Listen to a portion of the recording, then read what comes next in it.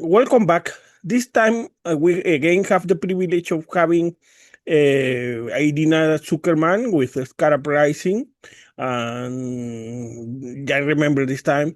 And I must make a correction. In the previous video, I said that in the Hague was agreed 5% increase in defense, 3.5% in the short term, and an additional 1.5% in the near future. That was wrong. It was 3.5% on core military investment and an additional 1.5% in civilian resiliency.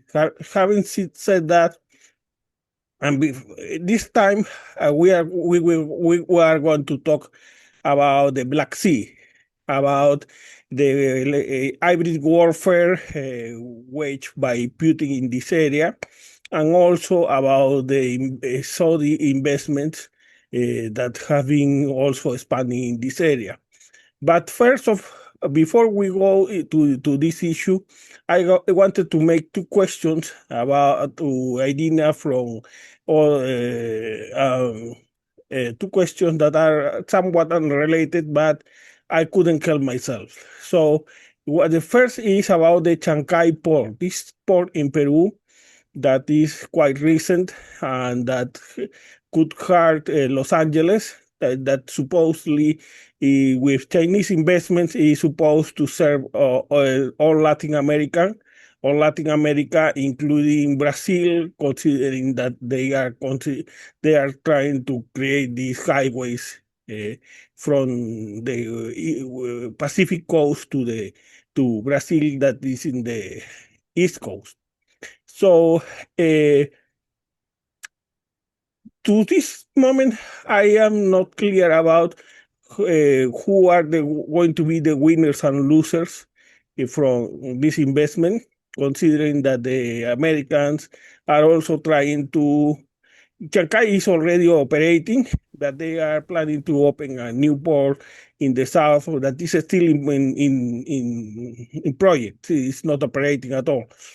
But I wanted to have a more clear idea, considering Irina's deep knowledge of international trade and geopolitics, the winners and losers of that could come up with from this project.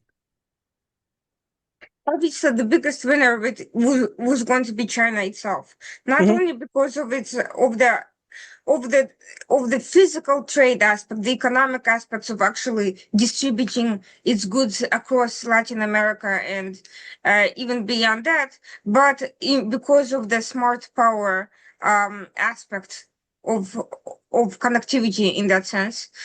China's big strategy has been focused on port acquisition and port building around the world, all across the Middle East, Latin America, and of course Asia and even Africa. China is looking at it as a way to become a naval power, both in commercial and military sense. So every time you look at a port, think of it as a dual use structure. Yes, it can be used to distribute and deliver massive goods, and trade between Latin America and China is growing precipitously, as is the trade between China and the Middle East.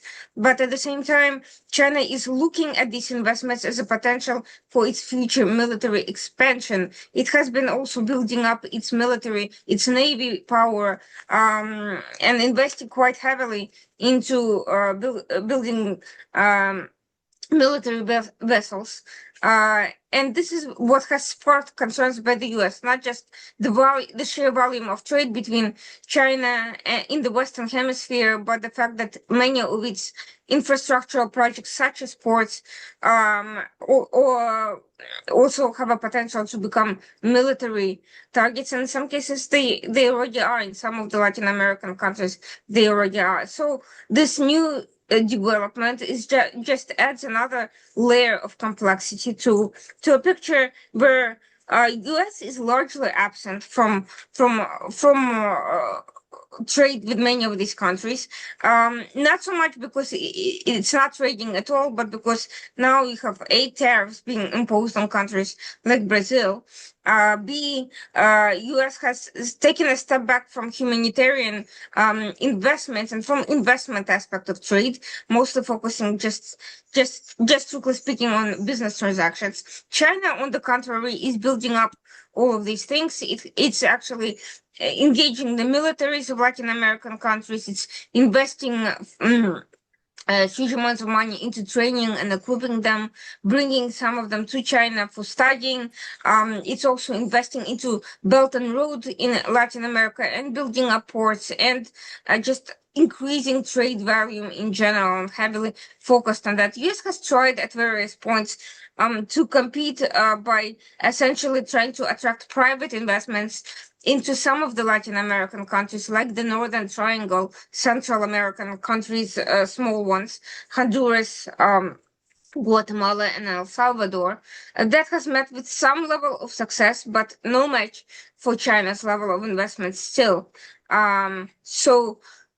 US is just being outplayed in terms of both trade volume, infrastructural investments, and the level of penetration China has in those countries.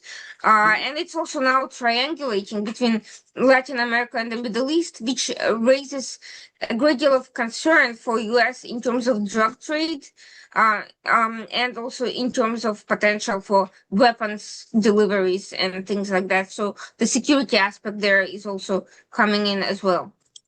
And one thing it occurs me is that why placing this port in Chancay, where Peru is not precisely a strong economy, where you have already very strong ports in the East Coast in Brazil, unless your goal was to weaken Los Angeles, the Los Angeles port. It is definitely a competitive target. It's also a way of projecting power. The more places China has ports in, the more it projects itself as a competing power to the United States in general and as a serious influencer in the region. It's also a way of solidifying its relations with the local governments past any particular election. Once China is there, it's going to be very hard to get it out of there, even if the government becomes less pro-China later on. So that's part of the calculus. US, remember what happened with Panama. There was all this talk about allegedly canceling BRI projects. That's not what really happened. What happened was that the government claimed it is putting an end to future Belt and Road projects, but it hasn't canceled any of the ones that are already ongoing, and it hasn't shut down any of the local Chinese infrastructure. You can't just undo the projects that have already been built or undo trades that's already in the middle of delivery. So U.S. efforts to counter Chinese expansion and its in Latin America have met with very limited success so far. And if China continues building up new projects in various places and US is not competing sufficiently and not offering incentives to reject China's overtures, it's going to be very difficult to undo all of this, even with friendly political climate later. So you say that all this bullying in Panama ended up in nothing, that those Chinese capitals are still in Panama. There's still a great deal of Chinese investment there. US is trying to do more with Panama now, but if you notice the reports about the success rate of that has virtually stopped. It's not because US won. It's precisely because it's not easy to do that. Once China creates an economic presence, undoing all of that would require termination of contracts. It would require paying off debts. It would require returning the capital. Nobody's going to do that, and the US is not going to help them do that. Okay. So let me now pass to the other day I was debating a Republican, and he came to with the traditional line of I would prefer to use all that money we are using in weapons for Ukraine in our country, and then I asked him because I was disagreeing. In my opinion, Ukraine is a much more important issue for the United States than Israel. And then he would have to agree that we would have to suspend all the aid, not even sales aid we are sending to Israel, and use that money here in the United States. But not, he disagreed. He came with the traditional like, it's not just Republicans, it's also Democrats that say that the most important goal in foreign policy is keeping Israel alive. I am for keeping Israel alive, but not for keeping Netanyahu alive. So my question is then, do you agree with that line that Israel is a much more important issue for the United States than Ukraine? I think it's a completely false dichotomy, and I think the people who are making these comments are outright lying. First of all, U.S. In the past has had no problem assisting both countries, and Mm-hmm. up until Donald Trump, U.S. had sufficient budget to assist them without any contradictions. Second, the type of aid going to Israel and to Ukraine has always been different because with Israel, the aid was actually mostly research and development aid, which included assorted joint defense projects, which benefited both countries. It was not direct aid in the sense of simply donating outdated weapons, which is what U.S. has been doing with Ukraine. It has been joint R&D, and U.S. has that with a number of countries such as Germany. For some reason, when U.S. and Germany do it, people just call it joint projects. They don't call it aid. When Israel, for some reason, it's called aid. Most of the time, it's not free money that U.S. gives away to Israel. It's not humanitarian assistance. It's literally joint defense programs. They may be exclusive, but U.S. still controls a lot of these weapons. Israel cannot simply sell those weapons to other countries with U.S. approval, and Israel often improves upon them, which benefits U.S. defense industry as well. So I think the use of the word aid is misleading, and I think the status of the way these relationships works is very, very different. Uh, as for Netanyahu, I don't think U.S. should meddle in Israeli politics any more than any country should meddle in the U.S. It's not to the U.S. up to the U.S. to decide who the Israelis choose as their prime ministers. It's their business. The focus should be on the actual relationship and what benefits the United States and what benefits the U.S. is to have a safe and stable, secure environment in the Middle East, to counter terrorism, to provide to ensure stability and to create a network of countries that can counter major threats that affect U.S. economic and security interests. I don't think anyone will argue with that, and that has been the case no matter who's in office in Israel. You could say that Netanyahu's decisions have not always been wise. At times, they may have been completely self-serving or just, or even damaging. Of course, that's always going to be a relationship between U.S. and any leader. That doesn't mean that U.S. should have any business deciding on the political climate within any country.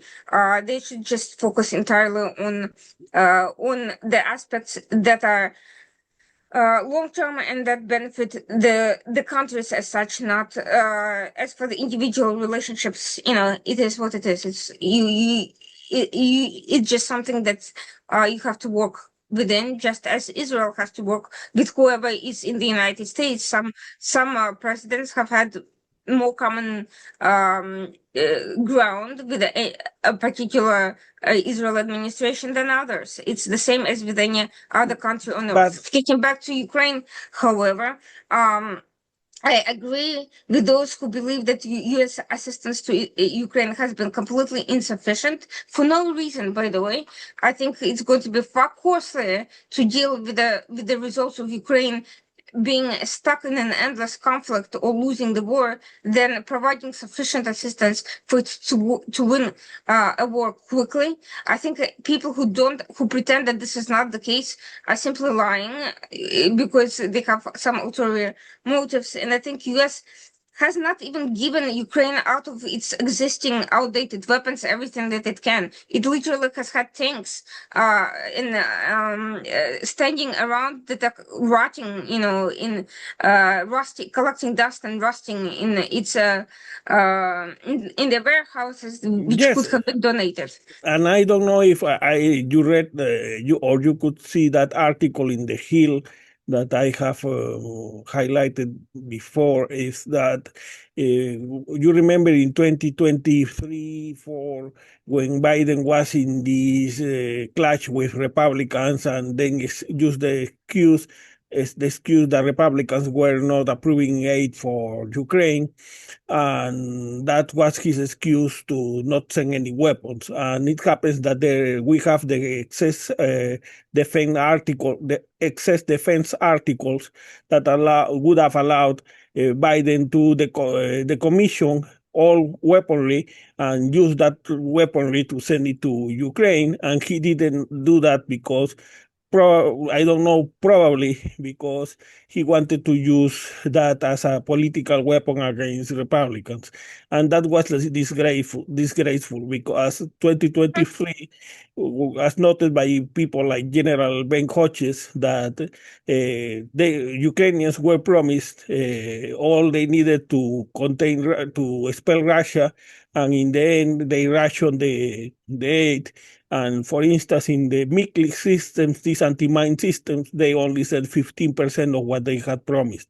And that's no surprise why Ukraine failed in 2023. That was very disgraceful, and now Republicans are trying to blame Ukrainians, as if Ukrainians had been responsible for this ridiculous gradualism.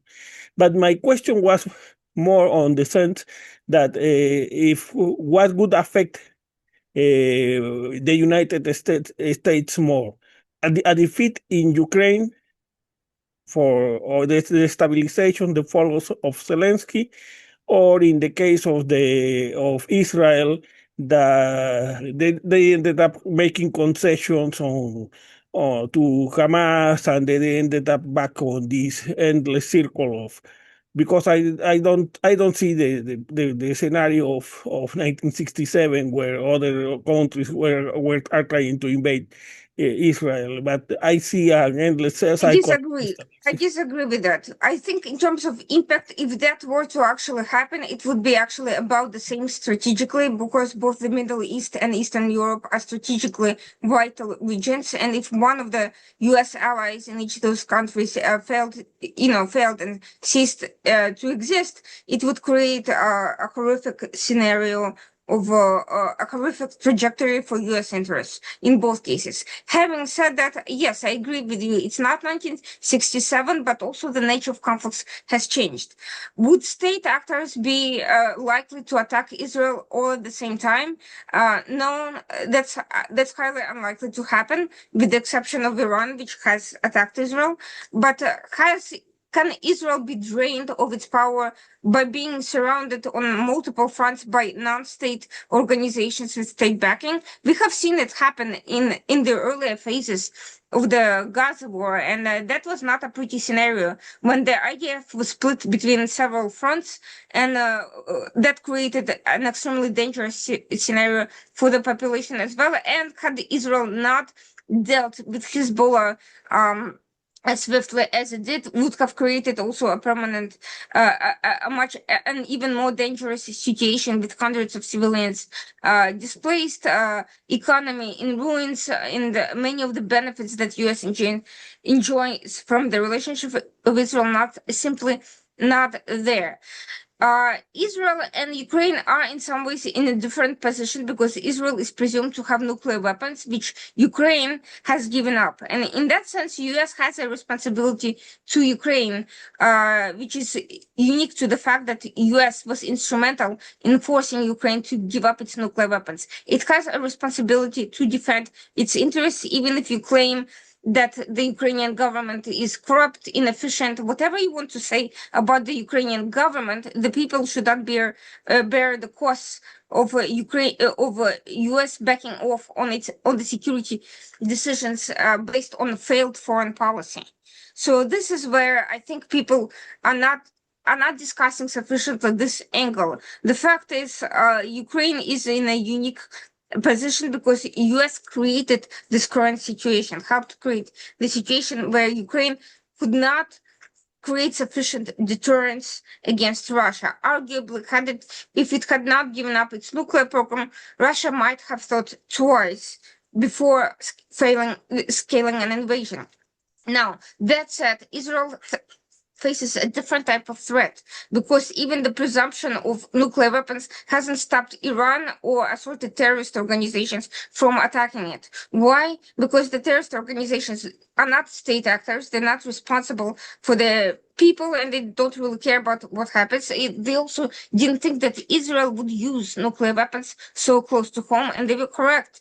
There was no need for it, first of all, and second of all, using nuclear weapons should be a completely last-minute resort. So the nuclear deterrence is a real thing, but it has its limits.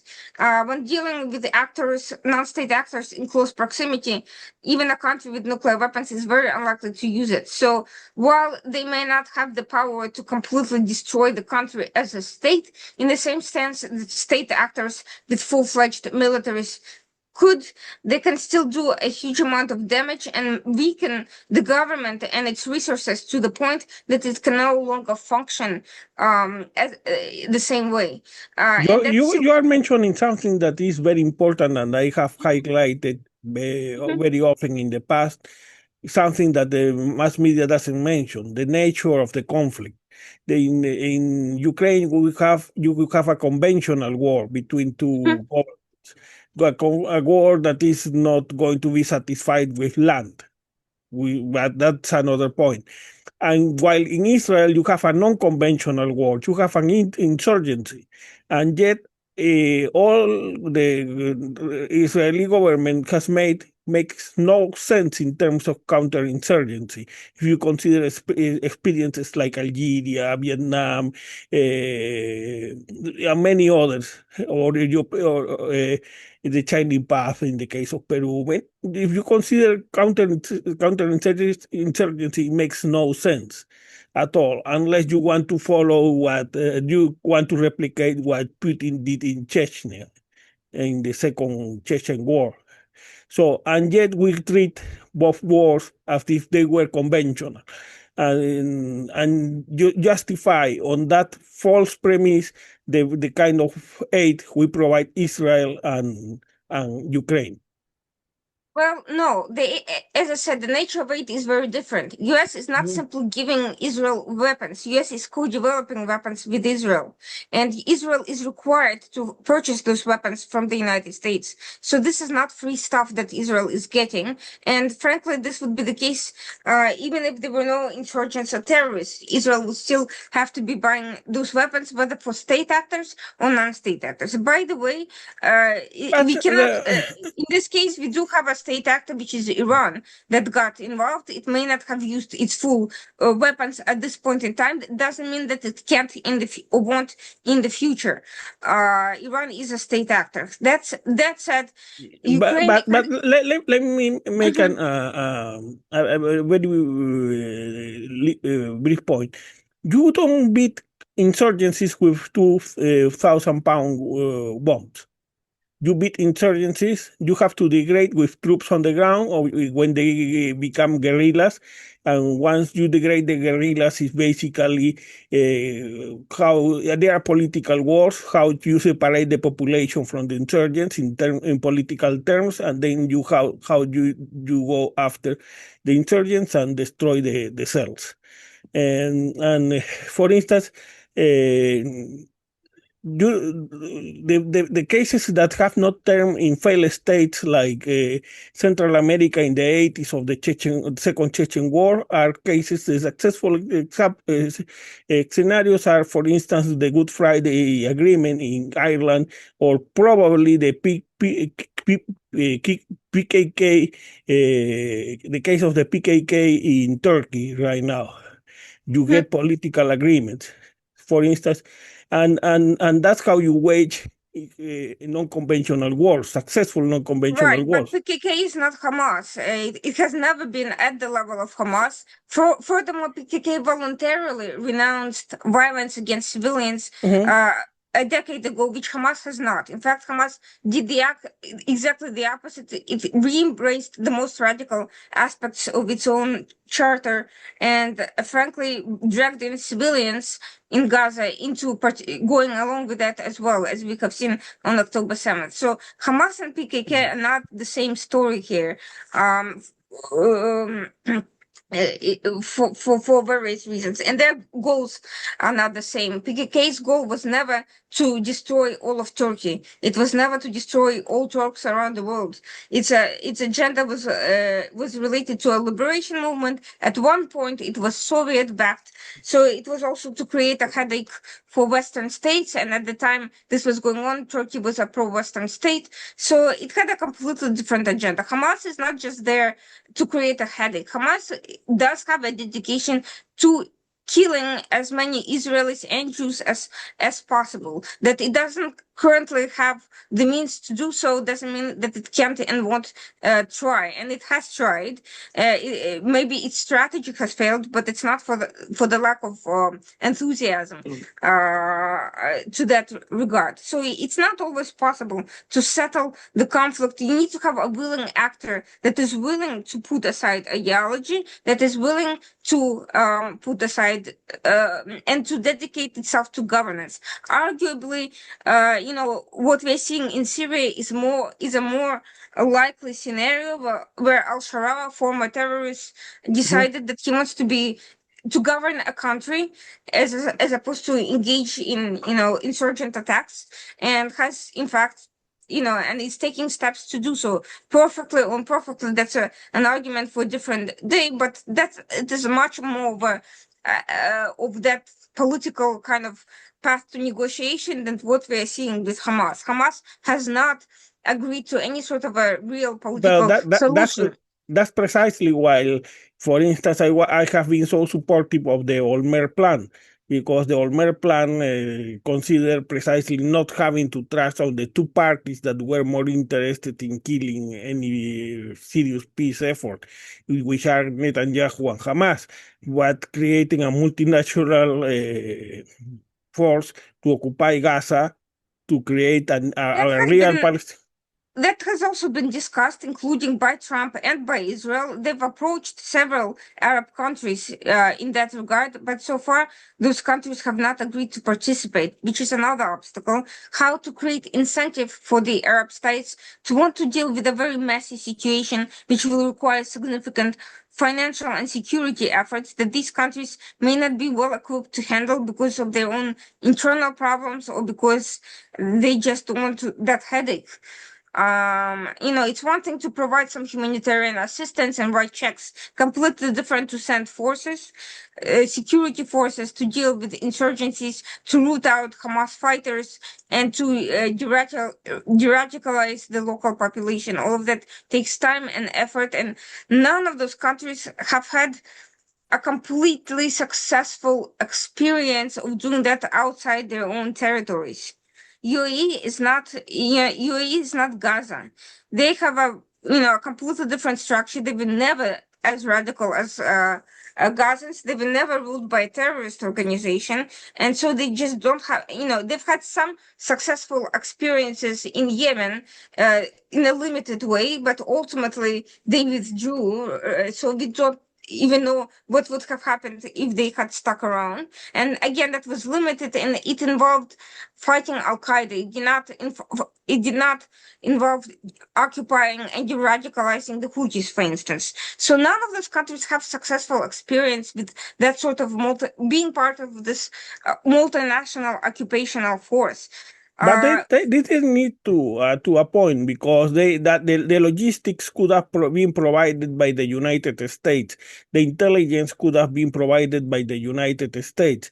But Biden was not very supportive of the plan, because had Biden pushed more pressure, they could have at least tried to create this multinational force.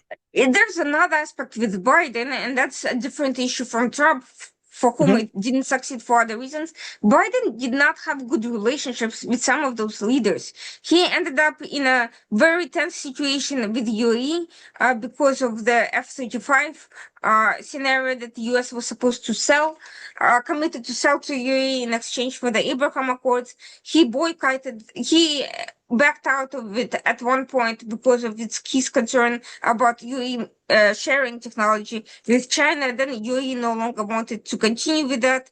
He messed up with Saudi Arabia and tried to focus most of his attention on forcing Saudi Arabia into a deal with Israel rather than resolving the Gaza issue once it happened. So he's made a number of missteps with the leaderships of these organizations that made them very unwilling to cooperate on a major effort like that. With Trump, he has good relationship in the region, but now they have other calculus that's different from 2-3 years ago, when maybe that would have been possible.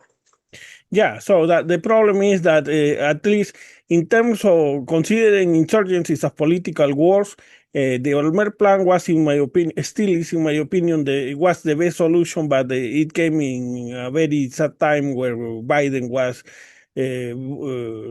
supporting his political, his foreign policy on Anthony Blinken. Very incompetent. That said, most Israelis did not support the Olmert plan, either when Olmert himself was still the prime minister, or after October 7th, when they realized that there is no peace partner in Gaza.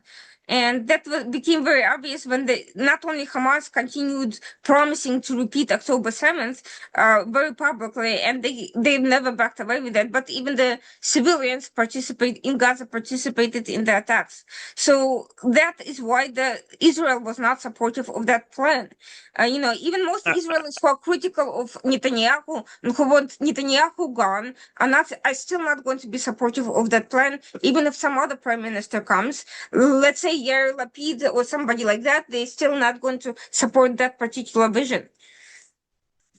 Yes, but that's where Biden should have put his weight to do what? To force Israel. people into a peace plan that they consider a direct security threat to them, given that Hamas was never forced by anyone to relinquish its dedication to violence against Israel.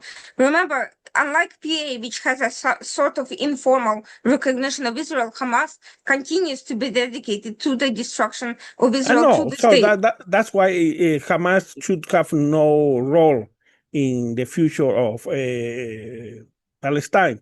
But the only way to defeat politically Hamas was to put weight on that plan, on a similar plan, because leaving that on the good intentions of Benjamin Netanyahu, you saw when he fired Yoel Galant. Yoel Galant, right or wrong in my opinion, but honest, he degraded Hamas at the cost of high collateral damage. He said, my goals in Gaza are already finished. I want to move to Lebanon. And yet, for political reasons, Netanyahu want to keep playing guacamole with Hamas moving to the east. There's another factor to all of this. You're right. You cannot simply win an insurgency simply by a military tactic, especially when you don't have a counter-insurgency counterinsurgency strategy, which was proposed, by the way, by General Petraeus. He proposed that strategy for Israel, and no one actually ever brought it up. I don't know why.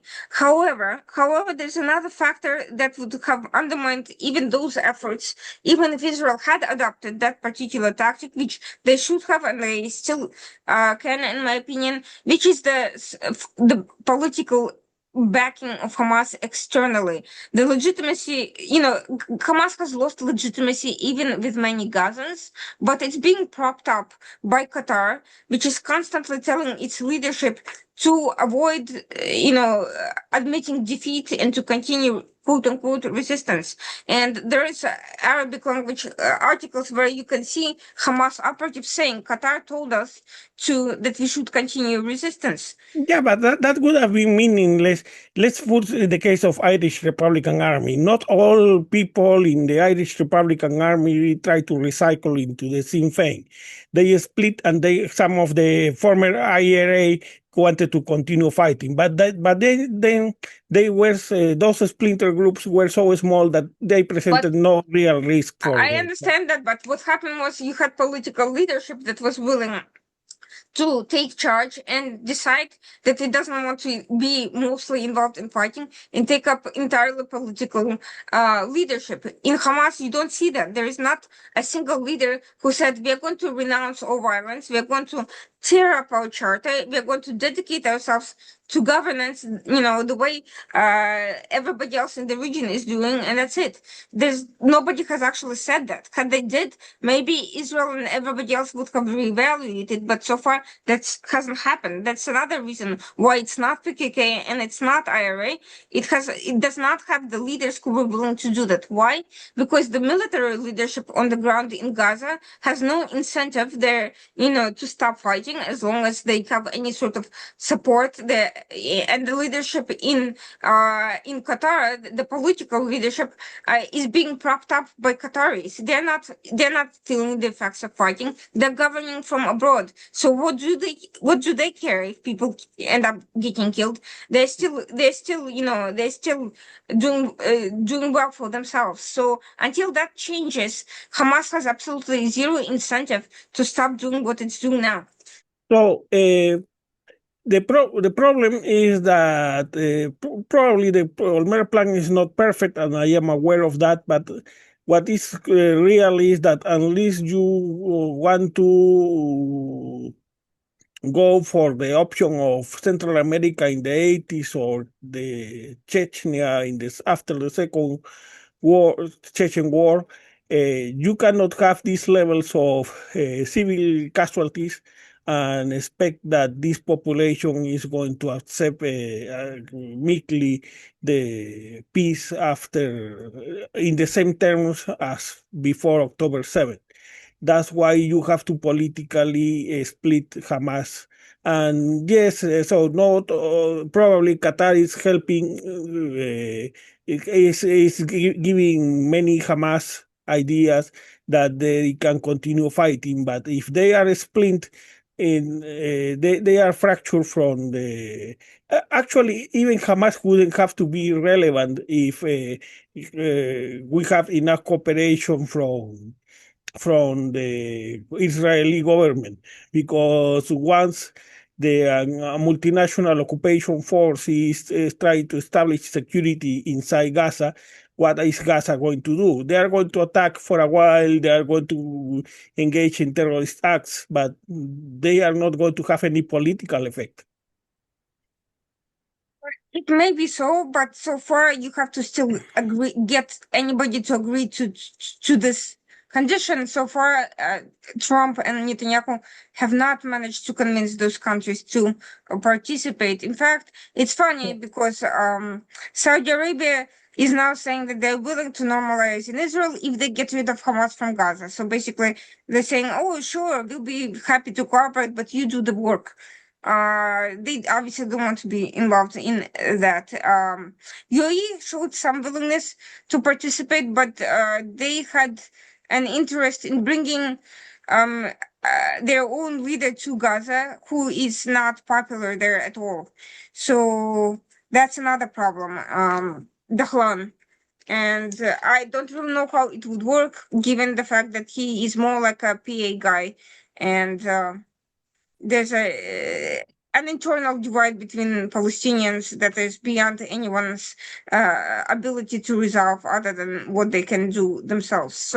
Um, so But the issue right now, any occupation, for instance, let's say a multinational force would have to last at least a couple of years. Otherwise, you would get back to 2006. completely, yes, exactly. The problem To- is, so far, they haven't. I mean, another possibility would be to bring in Egypt and Jordan, but Egypt too has no interest in governing Gaza because they've got their own internal problems.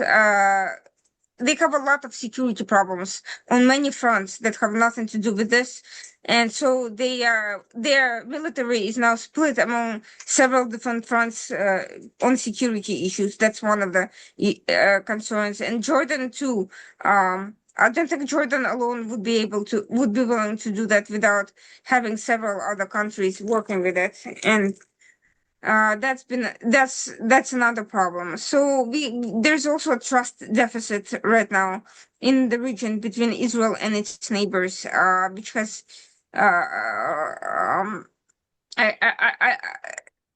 I and Trump, by the way, has not helped with his earlier statements doing about owning Gaza or kicking Palestinians out or turning it into his personal reconstruction. Because now the Arab states don't know what to expect from the U.S. But the U.S. will stick around, whether they will be providing them with these guarantees, whether they just want to use it as an excuse for Trump to do uh, to push his own policy there. That I think also was detrimental to why nobody wants to be involved.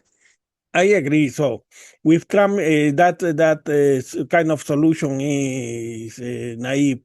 I was thinking more of Democrats trying to clean the mess created by Biden when he gave unconditional support to Netanyahu, and Netanyahu ended up playing him as he had played Kerry in 2014. So we Well, close Kerry was right now. I don't see any movement in that direction. Well, the elections in Israel are in October. We will see what happens with that. But to be honest with you, I think no matter who ends up in office in Israel, that problem is not going to be very easily resolved simply by changing Israeli leadership. Because while, whoever is next, first of all, I actually have not seen anyone in Israel out of the potential candidates come up with an actual plan they've criticized Netanyahu to be sure, but they have not proposed anything specific. So that's why I'm not particularly optimistic on that side. No, me Regarding neither. yeah, regarding Hamas, unless there's pressure to unless there's some sort of a plan by Trump to get the Arab states involved in getting Hamas out of there, I don't really, and essentially Trump telling Qatar stop propping them up. You need to shut up, and that funding needs to end. And Trump is not doing that. Why? Because he's got his own interest in all of that. Trump believes that if Qatar is involved in the process, in negotiations, in reconstruction, Trump, who has his own business interests in Qatar, can also benefit from Gaza reconstructions later. So until this incentive structure changes and you have a president who does not have a conflict of interest with one of the outside parties who are involved in the scenario, that's another factor that weighing in. And don't forget, the countries in the region also have their own interest in reconstruction and post-Gaza governance and conflicts around that. Saudi Arabia and UAE right now are not getting along particularly well. They're competitors. They see each other as a potential problem, and they're already going at each other in Syria, trying to compete for reconstruction in Syria. So Syria right now, everybody in the region is looking at Syria and not at Gaza because it seems much more promising than Gaza. In that respect, the population is much less radical. There's, some level of diversity. You have a government that appears to be cooperating with international donors. So that seems to be where the Arab regional attention is at. You have this competing priority. That's another, factor that's not political, it's more economic, but nevertheless, it's another problem. But the October, you mean the October 20, I believe 2026 elections for the Knesset, right? No, no, no. The prime minister, they're supposed to be the in October of this year. They were talking about holding the elections for prime minister, but I don't know whether that's actually going to happen. Yeah. So early elections. Maybe that's been the rumor, but they Yeah. were also supposed to be in June, and that never happened. So who knows? So if that doesn't happen this year, then if it proceeds in normal course, then until next year, we're stuck in the situation. I mean, look, there's Trump is pressuring Netanyahu to wrap up their operations. They're talking about a ceasefire for 60 days. I don't think ceasefire necessarily means the end of the war or operations. IDF right now is talking about redeployment. I don't see anyone as having a solution at that moment. I don't see anyone actually taking a lead on anything in particular. No, at this moment, no. It's the only hope, if there is any, would be in 2029 if Democrats come to power with something better than another Biden. Because and as long as Trump and Netanyahu don't use the reconstruction to make an ethnic cleansing of the population. But otherwise, I don't see, I'm not optimistic on this area. Yeah, I don't really see any major changes in the near future unless Hmm. something unexpected happens. But now let's go back to the original point that what we were supposed to talk. The Black Sea. When I Yes. see the Black Sea, I see Odessa. That is Mhm. the flow of grains. This I see the flow of fertilizers. And in 2022, we saw how important this area is for the prices of food. Um, you mentioned many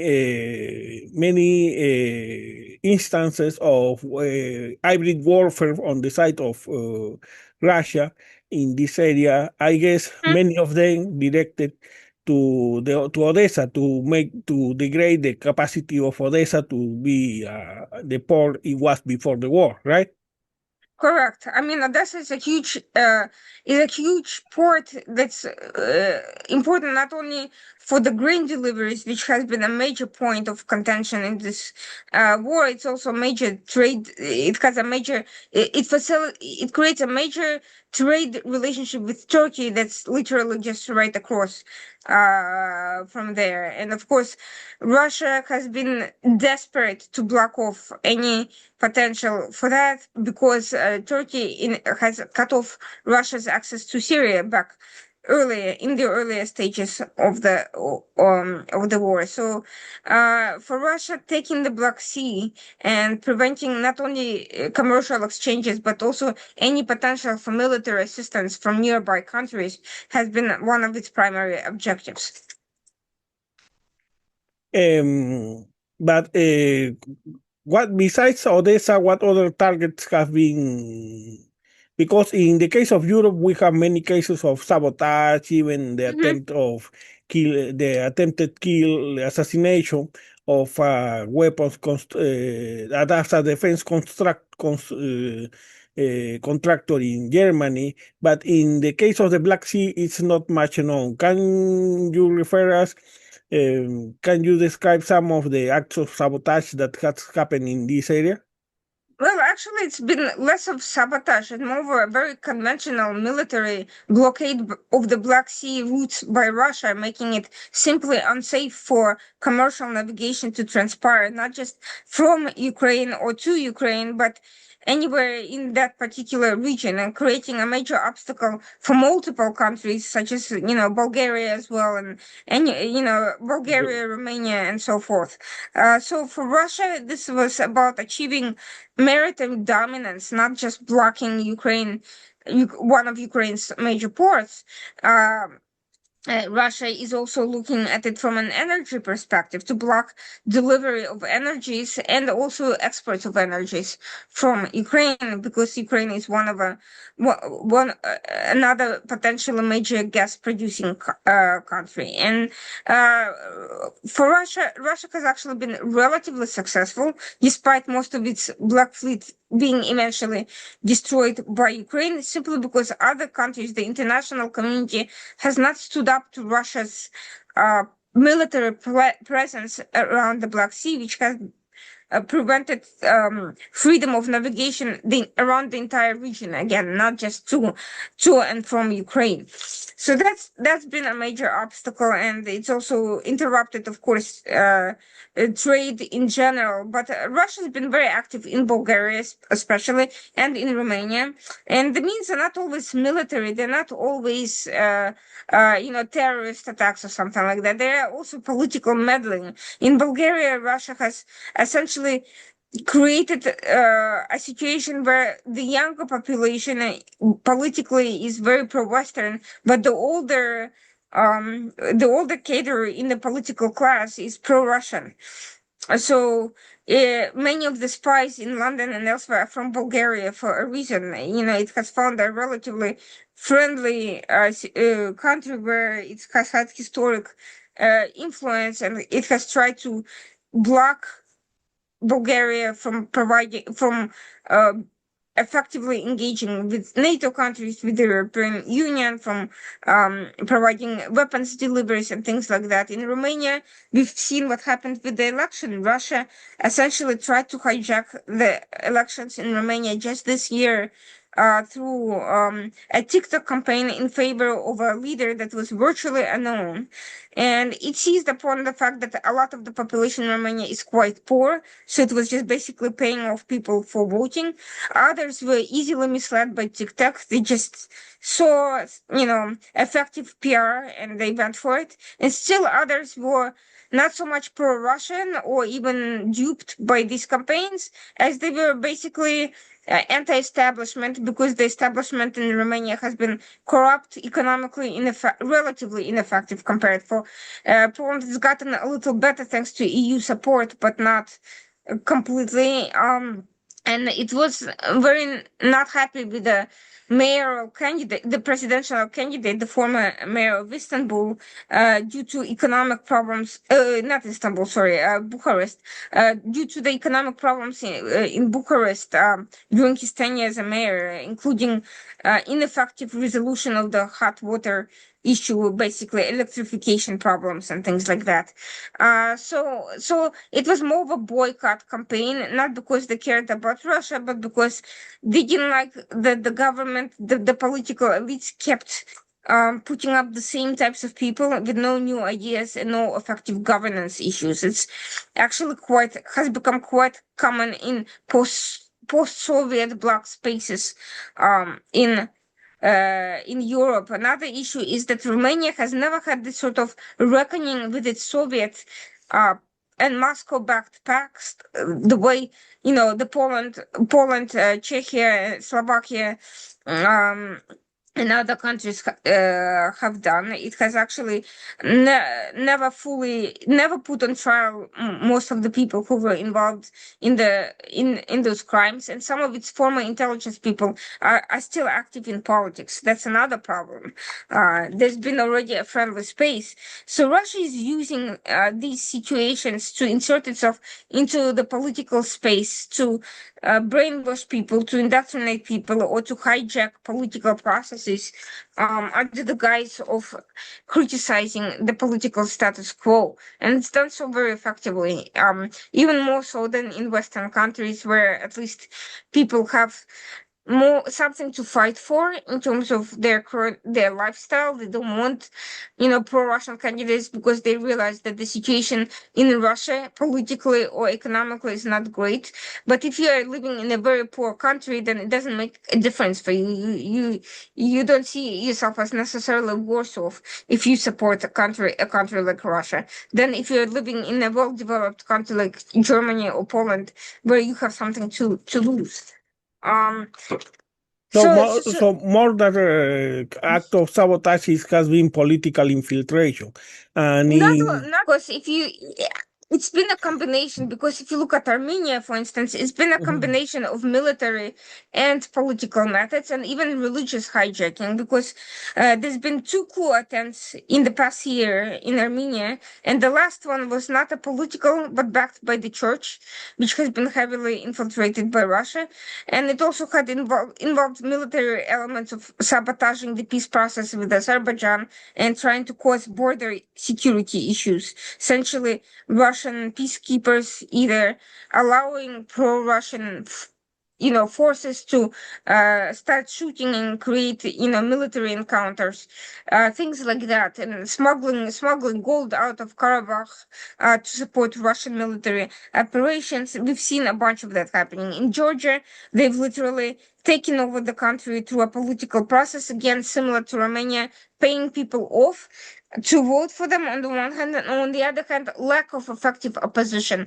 The opposition in Georgia is tied to Mikhail Saakashvili, who is very, very unpopular with the younger. With many of the younger people, he has been considered very corrupt, and he was considered involved in anti-democratic processes in Georgia. And so many people voted for alternatives to him because they promised better economy, and they have delivered on that in the respect that of their willingness to engage with multiple actors such as China, for instance, and get money flowing from China into Georgia, and on the other hand, simply not being backed by Saakashvili. So the opposition lacks a cohesive vision, and it has also not been effective at distancing itself or being perceived as distancing itself from the past controversial political figures. And very instrumental in these political advances, I guess, it's Orban, because not only in the case of Romania, because when he tried to be a front for Gazprom against European interests, but also because of all those emigres to which Orban has extended the right to vote and that are profites, right? Yes, I mean, he has actually been involved in financial support of the pro-Russian parties in Romania, but also in other parts of Eastern and Central Europe. And essentially in energy projects, in bringing Chinese influence into the picture as well, and in stoking propaganda and creating a political foundation which is now extending even into Poland. The US backed quote unquote conservative populist projects like CPAC, which have previously been limited to Hungary, are now expanding into Poland, and with clearly Orban's involvement and same types of people. He's tried to infiltrate Polish political parties through his own connections and essentially buy off politicians associated with those parties. So he has been quite busy, and of course, he has strong ties to South Caucasus countries as well. So far, I haven't seen him directly influence there, but given that all those countries have significant pro-Russian elements internally already, it's quite possible that they're coordinating with Hungarian government beyond simple trade agreements and things and energy agreements. All that under the pro-Russia propaganda under the guise of traditional values. Exactly. All of that is the same across the board. Ironically, Hungary is A, the poorest country in Europe at this point. B, it has a very low birth rate and high abortion rate. And C, it has one of the lowest church attendance in all of Europe as well. So it's not really as traditional as they try to project. Banning gay parades doesn't make it traditional. And now let's move to Saudi Arabia. How the presence of a country with wide financial backs like Saudi Arabia may counter this, if it can counter this political scenario.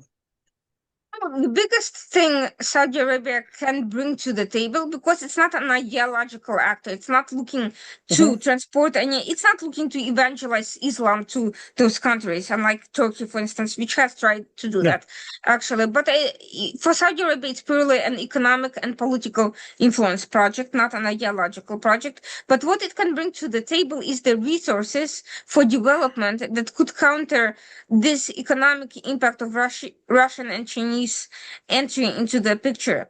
At the same time, Saudi Arabia sees itself as the third option to Western versus Russian. Now, the problem is U.S. has largely withdrawn from the Black Sea region, has largely abandoned countries like Romania, leaving France as one of the main key players in the region, and France has not been particularly effective at extending that influence at any part of the world, to be honest. So there's a lot of French, even though France used to be a very close ally of Romania in the 19th century, the post-colonialist France with the more current governments has been viewed with a great deal of skepticism. And so Saudi money for infrastructure could be an alternative to Chinese infrastructural projects, and China has been quite aggressive in bringing Huawei and also trying to bring BRI to the Black Sea region. It sees its BRI as the Black Sea region as having a major economic potential for energy and for selling EVs, cheap EVs to Europe and so forth, creating that sort of a market. So Saudi Arabia can be a financial alternative to all that. It's also looking to establish a long-term presence and not simply do one-off transactional deals with the government. So it has been investing in things like ports, in the medical projects in Moldova, for instance, and it's been investing in a major port in Constanța in Romania, and it's been doing so relatively quietly without a major political splash about it. It's mostly been focused on these investments because it realizes that in order to be effective in the long run, it has to create a long-term foundation and credibility, and it cannot just be just come in, do some trade and get out. It has to create to become a long-term presence, like Russia, like the West used to be. This is we are talking here about the Vision 2030 fund, right? Yes, we are talking about. Yeah, for Saudi Arabia, this is an opportunity to diversify its economic opportunities and trade. It's also involved in some green energy projects in the area, but also conventional energy projects with the South Caucasus countries, for instance. And Romania is also has a potential for energy trade as well. It's also looking to diversify its investments, not just in terms of energy, but literally everything else, by reaching out to a wider range of actors and having more influence in parts of the world it didn't used to have any real connection with.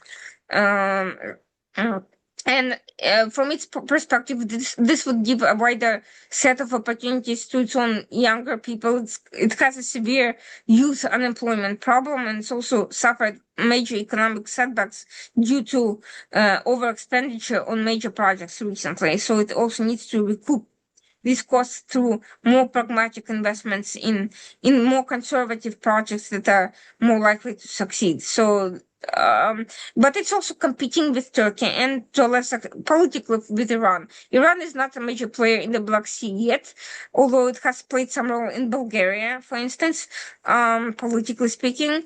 But Turkey is very, very much a major player and economically a competitor to Saudi Arabia in that respect. So for them, it's also an opportunity to basically extend their political influence and block their rivals from achieving success.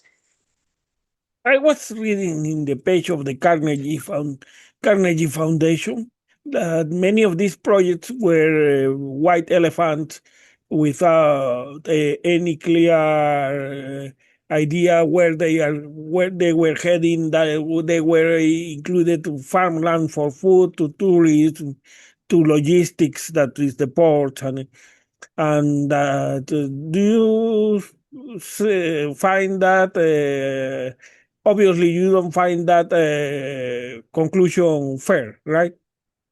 The Carnegie Foundation, I do find it fair because there's a lot of criticism in the area of the ineffectiveness of Western foundations in general. And by the way, many of these foundations have been taken over through funding by external third parties. Like Carnegie, for instance, has been received a lot of financial backing from Qatar and reflects its own agenda. And Qatar was less about delivery of great final results in all of these investments and more about buying up political influence. So if you're investing in any of these things that you just mentioned, it's Qatar doesn't necessarily care if it benefits the people or not, or if some corrupt government official takes hold of it. For them, it's more important to control those government officials and to have its name on the programs than even indirectly through an NGO than to necessarily actually make sure that the program succeeds. That's why there's been a lot of pushback against some of these Western projects and a lot of skepticism. So you say that in sectors of like energy, the Saudis have a clear idea what they want to exploit and what that Yes, yeah. logistic is for. They're very pragmatic about it. For them, it's more where kind of because they look. It's for them, it's a business investment. It's not a quote unquote humanitarian program. So because they view it as a business investment and it's not structured as a humanitarian program, they have a direct stake in making sure that it succeeds and it's done wisely. Otherwise, they will lose money. Whether they like it or not, that will have a political weight because successful investment by a third actor like Saudi Arabia will weaken the influence of Russia in these areas. They're not Even though looking. the Saudis Mhm. are including investments in Russia too.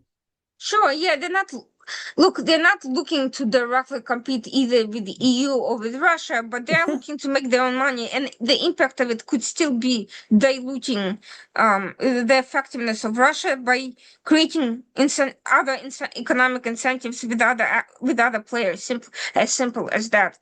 And so in that sense, it would be positive. What's negative is that the EU has not taken the opportunity as much as it should have. For instance, it has not created viable maritime hubs in the Black Sea region. It has invested a lot into roads and infrastructure like that, but not as much, and it has not done anything regarding the spread of information warfare and hybrid warfare by Russia and China. It's done absolutely nothing. There's no current mechanisms in some of those countries to really combat any of that influence. Yeah, that is not surprising. So, as important the Trans-Caspian project is for Europe, they haven't paid much attention to it, right? No, not at all. It's been a lot of very bureaucratic red tape and lack of vision, to be honest. That's why there's so much dissatisfaction with Brussels. Not because everybody is so pro-Russian or think Russia is better, but because they see the Brussels as being, very passive, very bureaucratic, imposing significant uh, legal impediments to entrepreneurship and business opportunities, and basically forcing all the participating countries to lag behind the US and China in terms of things like AI, cyber development, and other things. Yeah, and we are seeing that also in the case of defense. Mhm. The same kind of sclerotic. So, what other issue would you like to talk about next time? I'm open to anything, but I do think we should delve more into how the Russia-China alliance is manifesting itself in Europe, because so far there's been a lot about Russia and a lot about, somewhat of a lot about China, but not much how they're actually helping each other and what comes from this, given that Russia has always extended itself significantly. in Ukraine, but nevertheless, has come out, is exporting its political hybrid warfare methods everywhere, and China is very much rising as an actor in that sense. Are they competing for the same hearts and minds and political influence, or are they assisting each other? I think that's a topic that needs to be explored more. Yeah, that's something that occurred also to me as Russia's economy is starting to show signs of slowing, something that is affecting Putin's calculations about the war. And on the other hand, you see these just the declarations from China that they cannot allow Russia to lose the Ukrainian war. And those two things seem in certain contradiction, considering that, yeah, on one side, China, it has been, with respect to India, has been less important in Russian trade, while in the other hand, they are helping Russia more openly in the case of drone production and other materials. But that will have to wait for the next our next conversation. Please send me your availability for this next week is going to be hard, but for the week after, send me your availability for the week after. And having said that, I wanted to leave you with the last word for anything that you believe could deserve more attention with respect to the issues we have been talking about. Look, none of these issues are, easily resolvable, but I think it's a mistake to see many of these political conundrums as an either-or scenario. I think it's in U.S. best interest to help both Israel and Ukraine. First of all, because both represent important regions and are important allies with important strategic role to play, but also because the enemies of those countries are working in tandem to create chaos in both areas. Russia is helping Iran, helping Hamas, helping terrorist organizations, and against Israel because it views Israel as a Western proxy. And in turn, it has also hired assorted terrorist organizations to help with terrorist attacks in European countries, and we'll see a lot more of that in the near future. The Red Army brigades in Germany, which recently reawakened, has had long-term relations with Al Qaeda, with Hezbollah. We are now seeing it potentially even with Hamas. So the fact that these bad actors are working together to counter the West and Western interests all over the world is reason enough not to separate those issues based on artificial and outdated categories, but rather to look at it as a big picture, as a part of the same jigsaw puzzle and part of the same plan. Yeah. That